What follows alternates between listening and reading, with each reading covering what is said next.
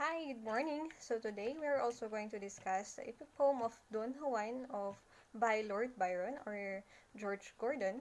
And so let us proceed to Romantic period. So this epic poem or this poem was belong to Romantic period, and the Romantic period is a term applied to the literature of approximately the first or third of the 19th century, and during this time, literature began to move in channels that were not entirely new but were in strong contrast to the standard literary practice of the 18th century.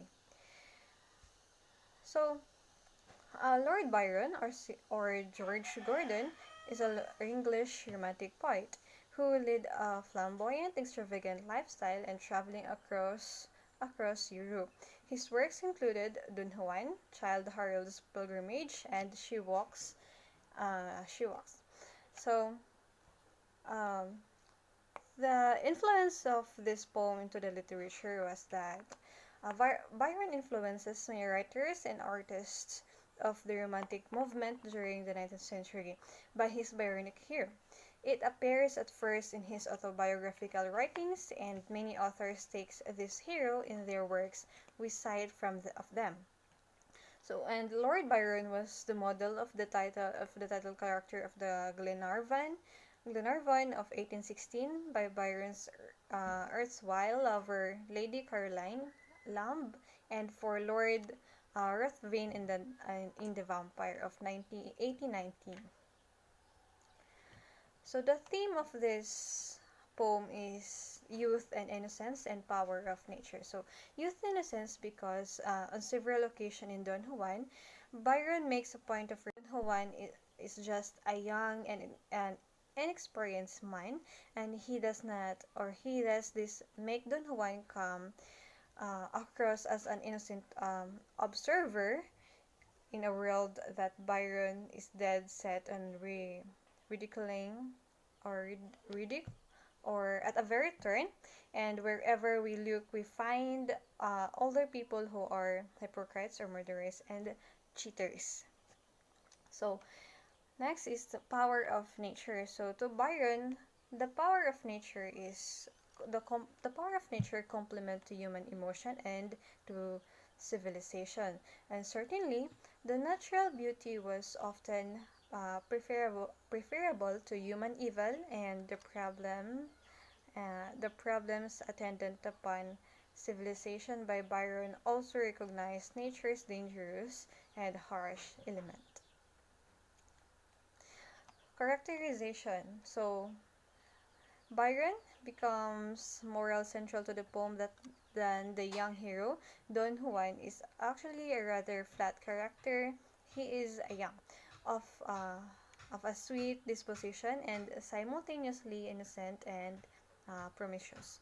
So Donna Julia or Julia, the wife of Don Alfonso and a friend of Don Juan's family. She is 23 and unhappily married.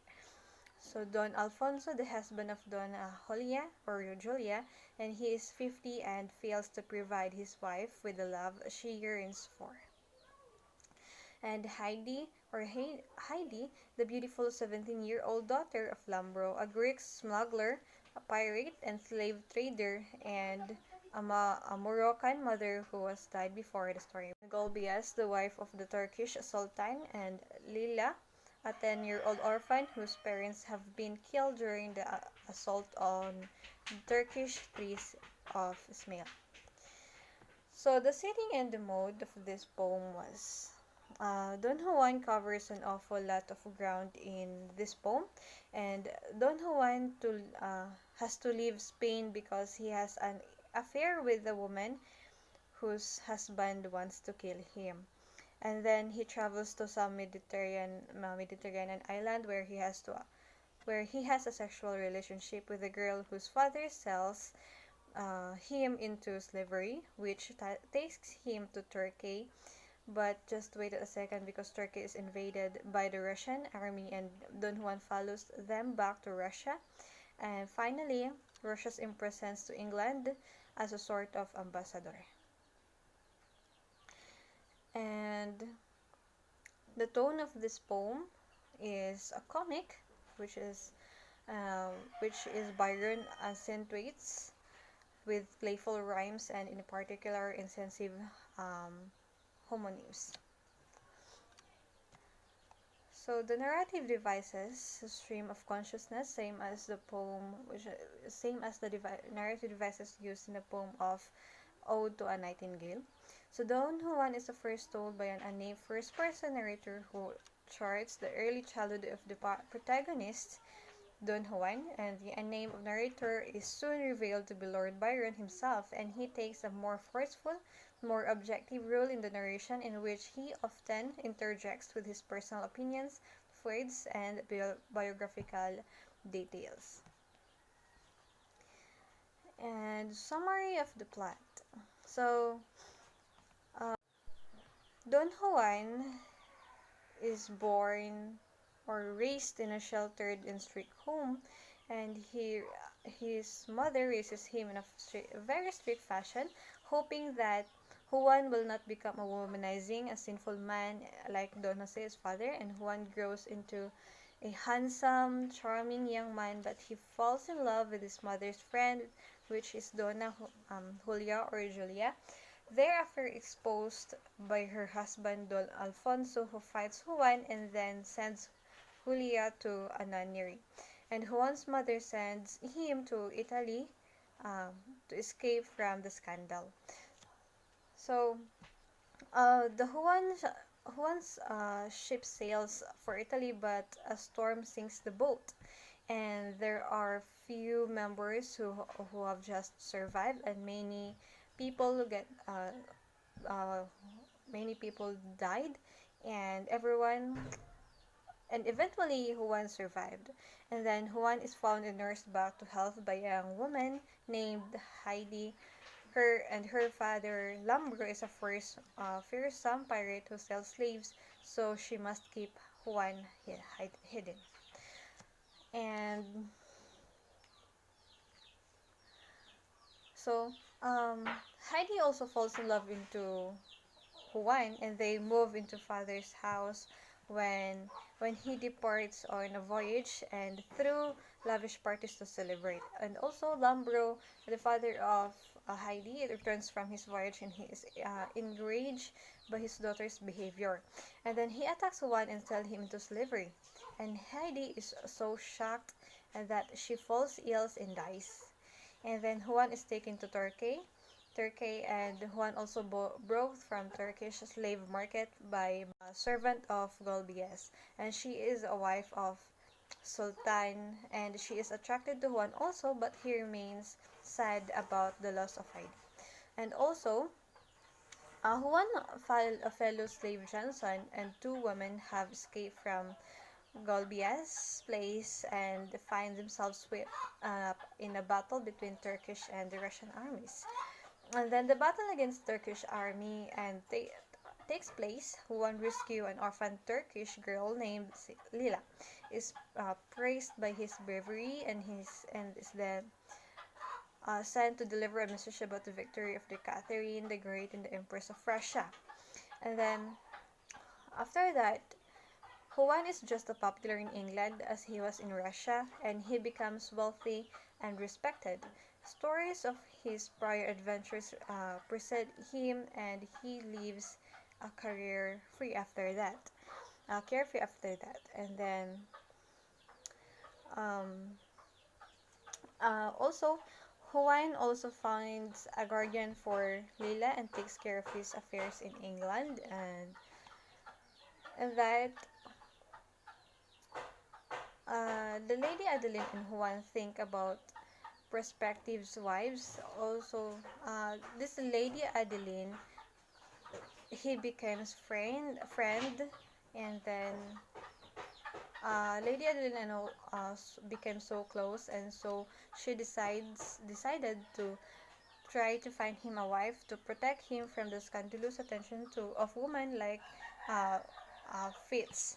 And then Juan spends an anxious night alone with his thoughts some other night, and he is unable to sleep, so he wanders around the large country house And so he was so shocked by the sight of a monk he saw walking through the hallways, and the fear that he has seen a ghost. And then later he realizes that the ghost that he saw was a monk in person. So, and then Juan and later on, and Juan and the Duchess Fitzfolk appear at breakfast and together, and both of them appear as though they have not been awake all night. And then so the moral of this story is, I believe that uh, love requires courage, and married women should not have extraconjugal sexual relationship, even if it is her strong desire or in the name of love, because a woman who chooses willingly to satisfy her desires is a real act of courage. And however, traditional rules teach women to follow the patriarchal code and be chased by a man and be obedient, because women also deserves to experience being chased by a man they truly love. And I still believe that love is natural and marriage is not just artificial. And from this poem, Julia is committed a sin or a mistake, and the most of the character of this poem committed or cheated their husband, and that because uh, they realizes that none of them cannot give them a pleasure of a man, and one must face because of that one must face consequences from the act of selfishness, and considering that we cannot justify the pain of a certain people just because it makes the happiness of the others, and we cannot excuse the pain by certain by pretext to satisfy the others. That is why we have to consider and we have to think wisely whom we are going to trust our love and our heart into. And so the comparison of both literature, which is the ode to a nightingale, and this Don Juan. John Keats was a poet, so sensuous and physically specific that his early works, such as Endymion, and could produce an over luxuriant cloying effect. So while um, George Gordon or Lord Byron, by contrast, who differed from Shelley and Keats also in themes and manner, was at one with them in reflecting their shift toward Mediterranean topics. So that's it. That's all for today, and I hope that you have gained something. Thank you and goodbye.